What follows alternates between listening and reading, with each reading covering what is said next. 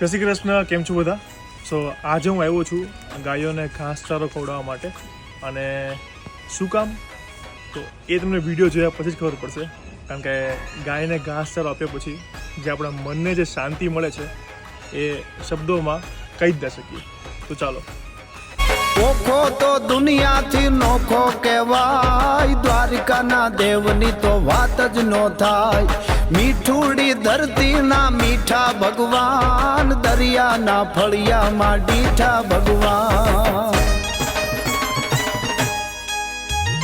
ચરણો પખાળે જ્યાં સાગર ગંભીર, નિર્મળ જ્યાં ખળખળતા ગોમતીના નીર, નેજો ઠાકરનો જ્યાં આભે લહેરાય, દ્વારિકાના દેવની તો વાત જ નો થાય.